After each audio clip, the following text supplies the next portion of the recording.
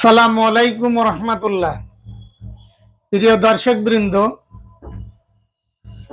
আলহামদুলিল্লাহ, আজ হচ্ছে 16ই জানুয়ারি 2026 আর গতকালকে ছিল 15ই জানুয়ারি। আর গতকালকে 11 দলীয় জোটের সাংবাদিক সম্মেলনে ওখানে বাংলাদেশের 300 আসনের সিট বন্টনের মধ্যে 253টার বন্টন হয়েছিল, বাকি 47টা বন্টন হয়নি।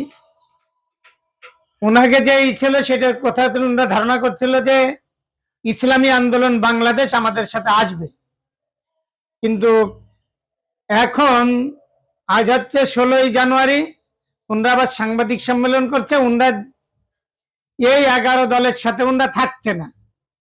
প্রশ্ন করছিল যে কেন থাকছেন না, তা তখন উনি বলছে যে জামাত ইসলামের লোকেরা ওনারা বলছে আমরা ইসলামী আইন কায়েম করব না, কিন্তু আমরা তো হয়েছি ইসলামী আইন কায়েমের জন্য। আমার প্রশ্ন হচ্ছে, যখন 8 দল ছিল ওনারা তো 8 দলের সাথে একসাথে গেছে, প্রশ্ন হচ্ছে 8 দলের কি সবাই ইসলামী ছিল? রাশেদ প্রধান কি ইসলামী ছিল? অন্যান্য যারা ছিল সবাই কি ছিল ইসলামী? যদি না থাকে তাহলে কি করে হয় সেই কথাটা যে না ওনারা ইসলাম চাইনি বলে তাই আমরা আলাদা হয়েছি?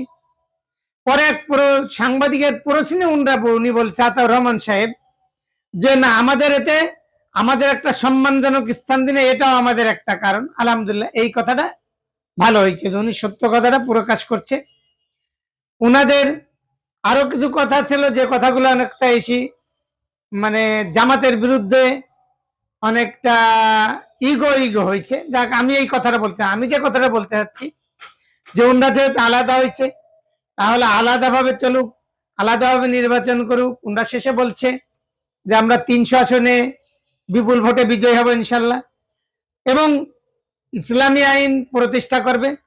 আমি যে কথাটা বলতে চাচ্ছি যে ইসলামী আইন প্রতিষ্ঠা করা অবশ্যই আমাদের ফরজ এবং সবার মানতে আমরা বাধ্য, কিন্তু প্রশ্ন হচ্ছে রাসূল সাল্লাল্লাহু আলাইহি সাল্লাম কি ওনার দীর্ঘ 23 বছরে কখন ইসলামী আইন প্রতিষ্ঠা করেছিল? উনি মক্কার জীবনে ইসলামী আইনের নামও নিতে পারছিল না, আর আল্লাহ তখন নাজিলও করছিল না।